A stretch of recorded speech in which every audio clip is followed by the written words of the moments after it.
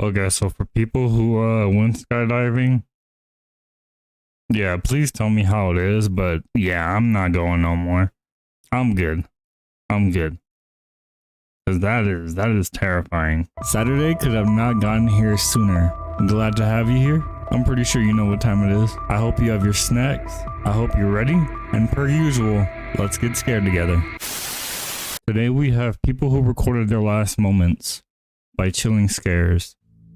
Ivan Lester McGuire was a 35-year-old skydiving expert who lived in the small town of Franklinton, North Carolina. Okay. He worked as a skydiving cameraman at the now-defunct Franklin County Sports Parachute Center, where his job was to capture photos and videos of clients who wanted their skydive jumps recorded.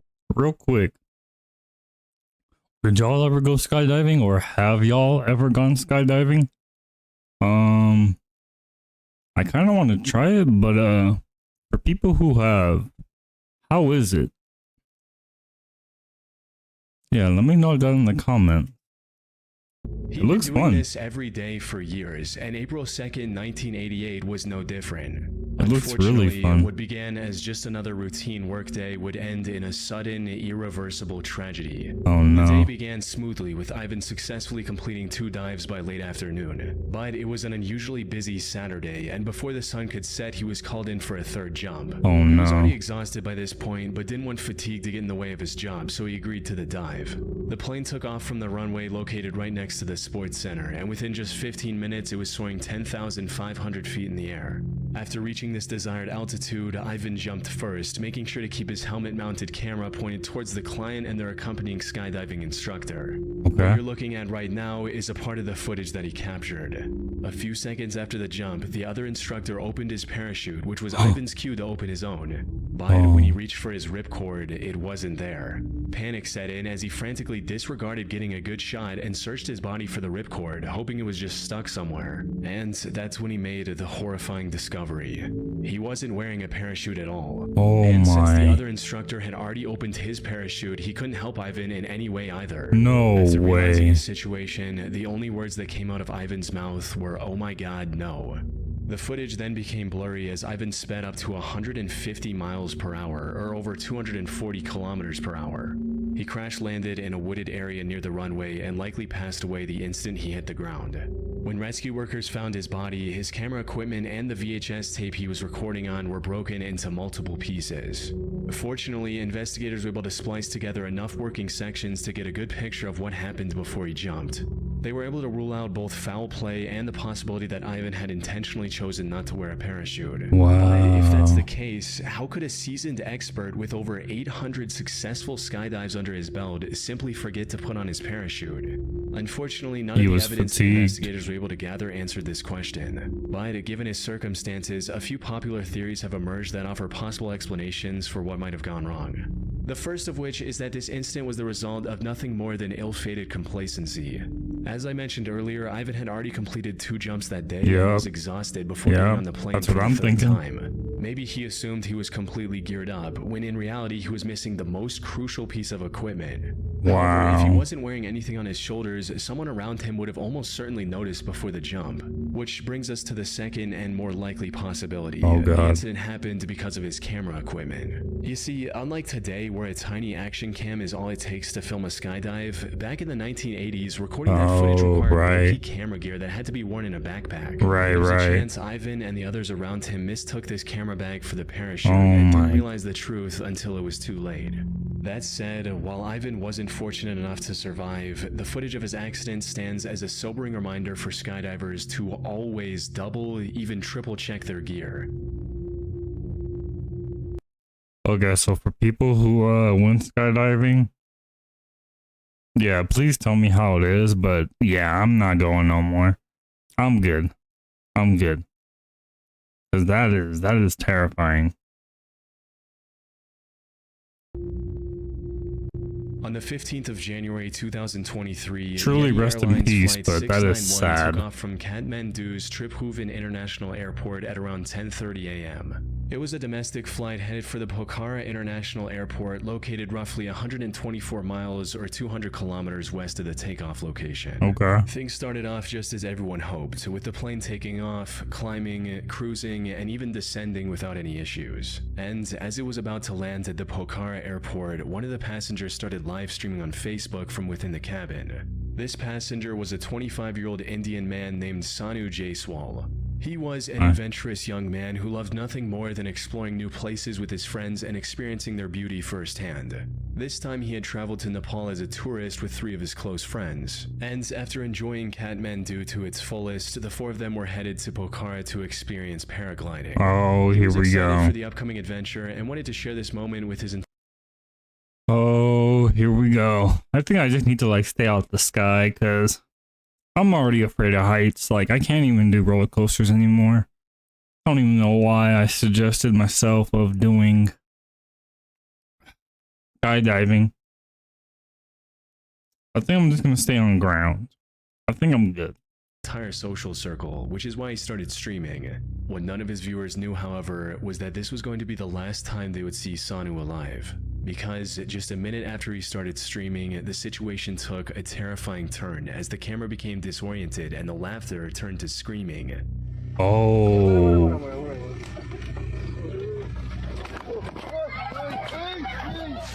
What followed was an extremely loud explosion. Somehow the phone stayed intact and continued streaming everything to Sanu's friends and family. Oh my But all they could see at this God. point was nothing short of horrific, with the entire camera feed getting covered in raging flames, and worst of all, the screaming suddenly coming to a halt.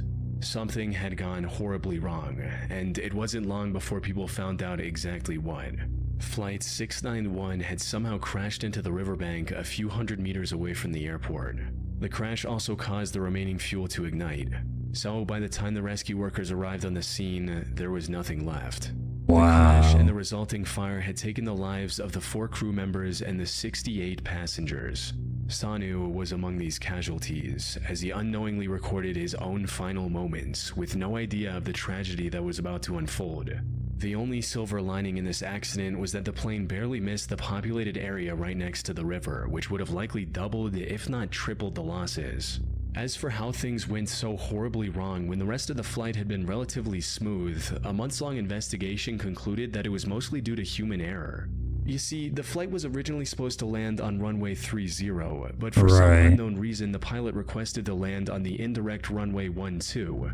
Now, the co-pilot, Anju Kariwada, was under training at the time, so it's possible the pilot requested the alternative route to teach her how to land at an awkward angle. Unfortunately, Oh. while the plane was turning, she misinterpreted a command and accidentally switched both engine propellers to the feathered position. This resulted in the engine stalling, the plane losing control, turning over and crashing into the Oh riverbank. my Put God, simply, a bruh. single unfortunate mistake cost the lives of dozens of people and uprooted the lives of hundreds of family Rest in peace.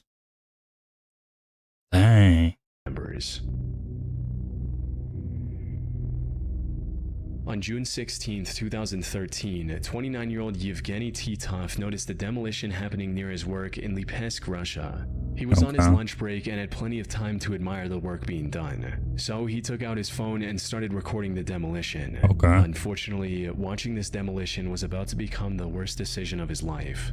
Now, I should mention that Yevgeny was being as cautious as he could. Okay, hold on. He said cautious. They are like, okay, I get it, you're filming, but like, bruh, you a little bit too close. Like, both of y'all. At least the guy in the forklift is like somewhat protected in a vehicle, you know what I mean? These dudes are just chilling. It looks like homie has a white tee, some shorts, and some flip-flops. Homie in the right is even, he looks a little bit closer, but it's like, y'all a little bit too close. He was standing at least twice as far from the building being destroyed as the 2 men in front of him. Yevgeny was also standing off to the side, since given the demolition method, the debris looked like it was going to fall towards the excavator. Tragically, that is not what happened. As the excavator pulled the wall beyond its tipping point, it didn't detach cleanly and rotated mid-air, sending massive bricks and other debris hurling toward Yevgeny. And while the men standing nearby were nearly missed, Yevgeny wasn't so lucky. He was thrown to the ground by flying debris, with the impact Bruh. leaving him critically wounded while others rushed over to help. Paramedics were called and rushed him to the hospital. Sadly, it was too late. Bruh. Yevgeny had suffered multiple complex fractures, damaged organs, and serious brain trauma. He passed away shortly after reaching the hospital, Oh leaving his my. wife and 3-year-old daughter behind. All because he wanted to watch a building being demolished from what he believed was a safe distance.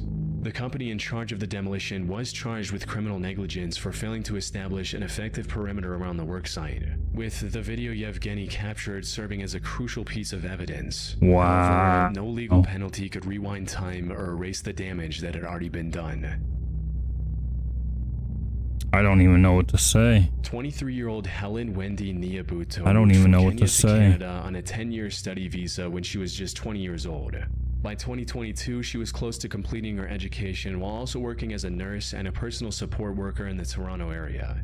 Things were going well for Helen, but things took a tragic turn in August of 2022 when a single accident wiped out everything she had worked so hard to build. She was hired as a personal support worker by someone living in the small town of Chatsworth, Ontario. She decided to rent a room in the only motel in Chatsworth to accommodate this job and started living there. Okay. The place wasn't too shabby, but the thing that caught Helen's eye was the motel's outdoor swimming pool. Okay, that must So, looking on nice. August 8th, she found enough free time to go for a swim while also live streaming her experience on Facebook. Okay. She had the pool all to herself, and it was every bit as peaceful and relaxing as she'd hoped. However, just as she was starting to enjoy swimming, disaster struck. Oh About god. 10 minutes after getting into the pool, she decided to swim toward the deep end. Oh. Unfortunately, just seconds after entering the deep end, she lost control and began drowning. She No. desperately called for help with the little air she had left. Tragically, there was no one to hear her. After struggling in the water for nearly a minute, Helen lost the fight and passed away just outside the range of her phone's camera, which continued streaming everything live on Facebook. Her last words stating, "Let me enjoy some water," took on a much darker meaning as her live viewers waited for someone to notice Helen. However, she remained unnoticed for nearly 3 hours until two other Jesus guests finally arrived at the Christ. pool and made the heartbreaking discovery while the live stream was still going. But these guests couldn't even believe what they were looking at first. Why is there just a dead person in the line? I know that scared the when I got it. I think it's a poodle or something. What?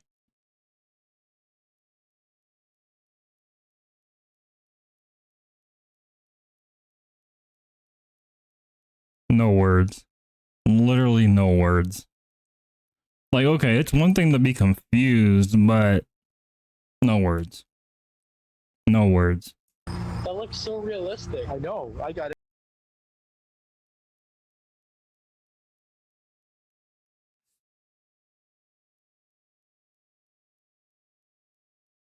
You can't be serious.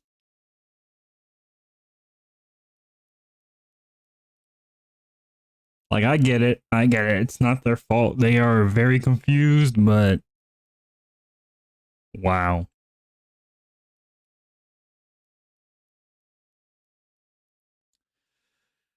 Wow, wow, wow. And I was like, is it somebody? Walk over there. Just walk over there. Dead? Like, what if it's actually somebody dead? Because I'm not even trolling, that looks way too real.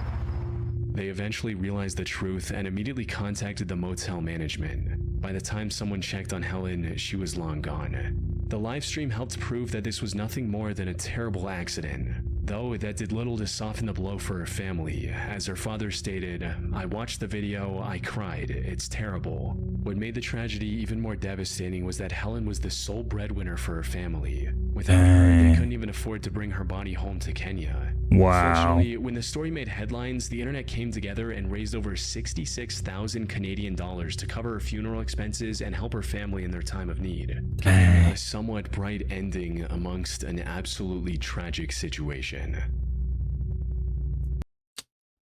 Rest in peace. Truly, rest in peace.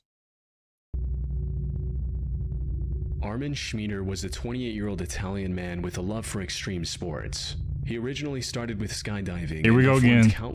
Nope, here we go again.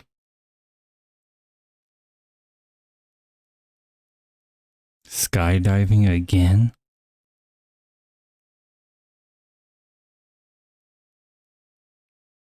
I'm just gonna like stay in the comfort of my own home and then just play video games and watch anime.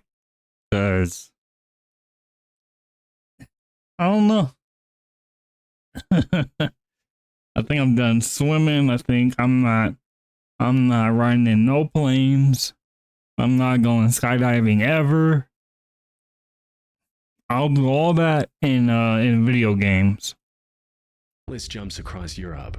But as time went on, he started getting bored of skydiving and wanted to try something even more extreme. So, sometime in 2015, he switched from skydiving to wingsuit base jumping. Learning a brand new sport, especially one as dangerous as wingsuit base jumping, was quite risky.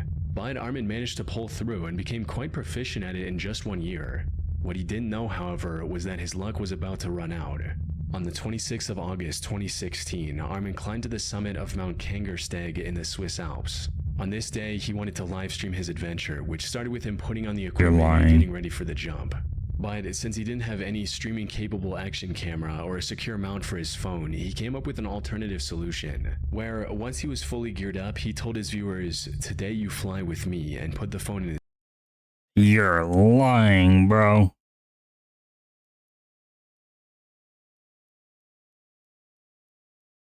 I just honestly, I have no words. I literally have no words. Like, what am I supposed to say? His pocket. All his viewers could see now was the darkness inside of his pocket, with some light bleeding through the fabric.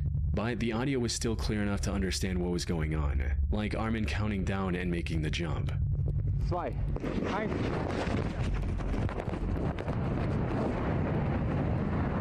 Things seemed to be going as expected.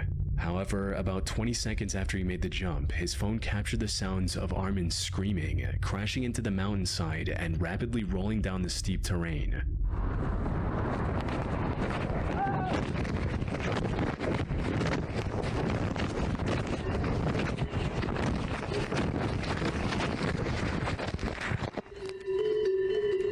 Jesus Christ. The fall ended with Armin landing in the middle of a cow pasture, now being completely silent. His viewers quickly contacted the authorities, who spent the next few hours looking for him. Unfortunately, by the time they found him, it was already too late. Armin had succumbed to his injuries and passed away. And while the Swiss authorities never released the true cause of his death, whether it was equipment failure or pilot error, at the very least, he died doing what he loved. Tevye Pustiu was a 29-year-old pop singer in Romania. He was described as one of Romania's rising music stars and was building a bigger following with each passing year. Okay. Unfortunately, before he had the chance to make it big, his career was abruptly cut short on August 15, 2020. He was riding through the city of Ploiesti in a car with his wife behind the wheel. As they were making their way through the city, Tevye decided to livestream his travel from his phone. This stream was just him smoking, listening to music, smiling, and having plain fun. But then, a few minutes into the stream, his wife stopped the car at a crossing of sorts. She looked both ways before driving forward. No. Only for the stream to suddenly cut off, with Tevye screaming in horror being the last thing viewers witnessed.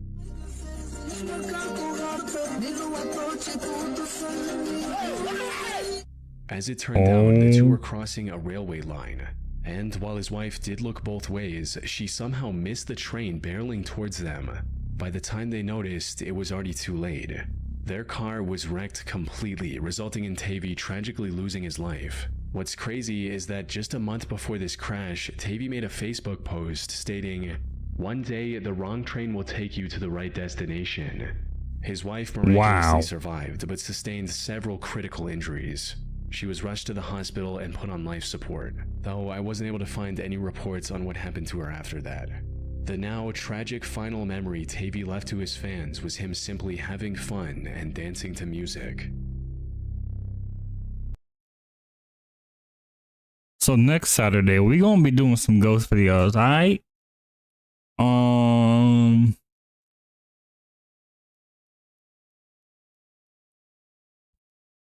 Yeah, we gonna be doing some ghost videos. So look out for those next Saturday.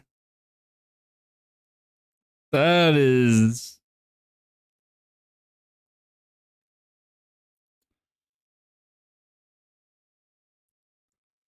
very tragic, very sad, and very devastating.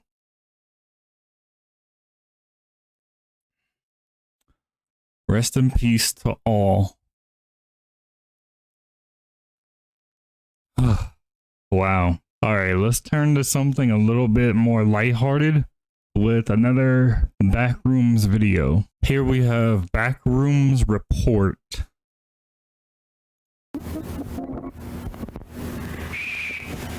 Sorry, can you repeat that? Pardon? That's not a person.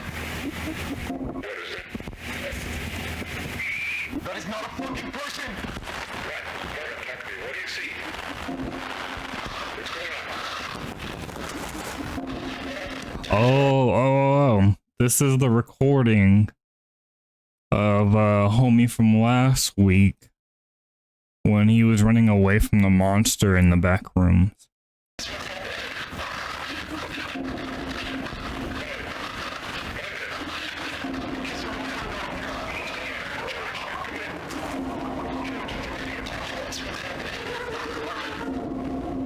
What the heck?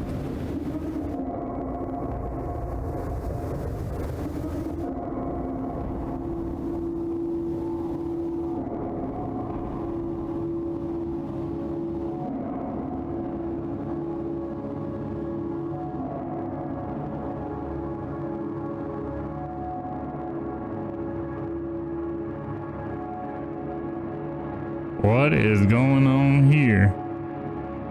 Are they going to... Wait, hold on. Did they rescue him?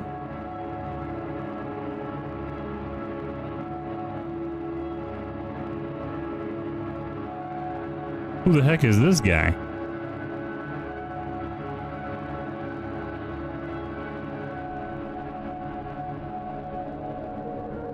I'm guessing they rescued him.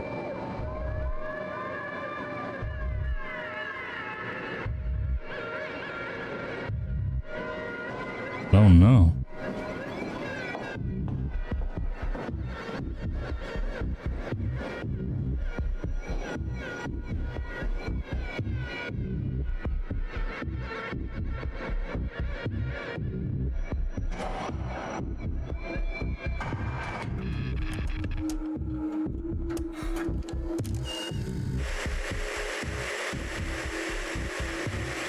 You know, who is this guy? Are they gonna watch his footage? Yo, where the heck are they at? This look kinda clean.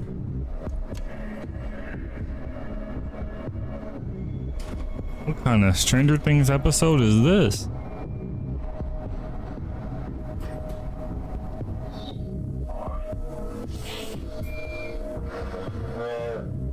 Oh yeah, they're looking at what he saw. What the heck?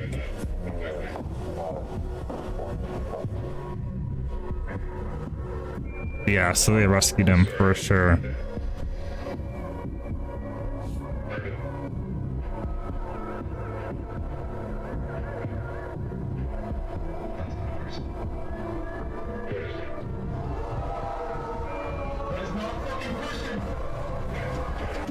Oh, he didn't get to see it though.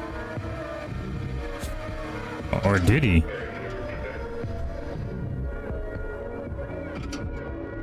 Oh, snap, he did.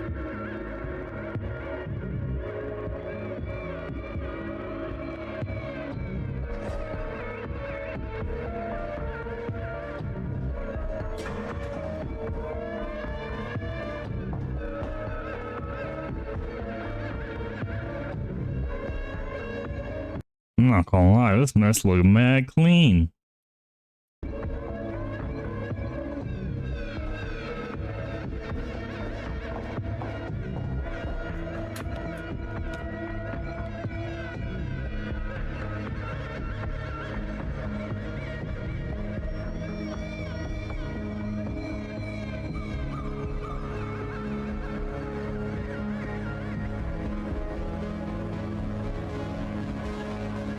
What the heck?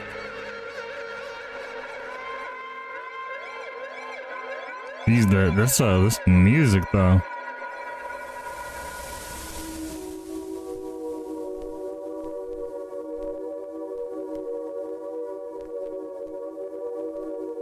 Are they gonna show up? Show the monster?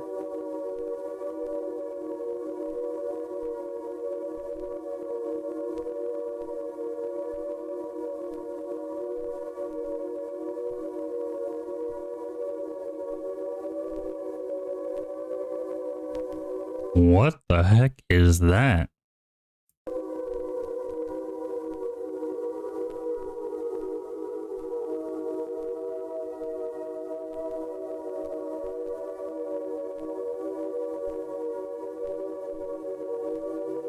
Oh, they've been building. Wait, are they building to block it off or? Yup. Yup. They're like, nah, we're done with this. We're done with this.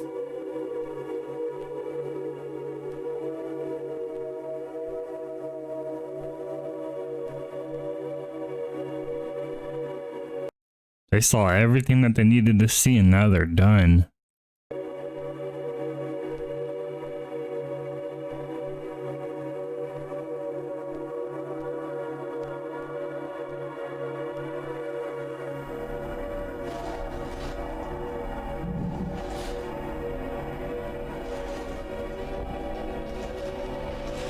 Are they closing up shop?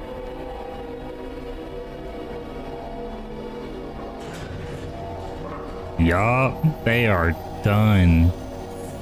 They're like, no more. We're good.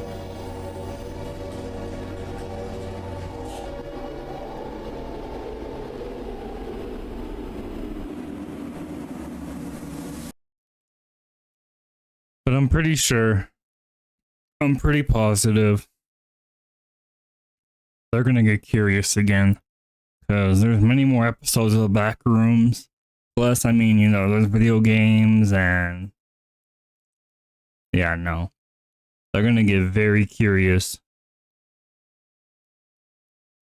Wow, that's kind of insane. But I think that's it from me for this Saturday. Like I said, we're definitely watching ghost videos next Saturday. I appreciate y'all for watching.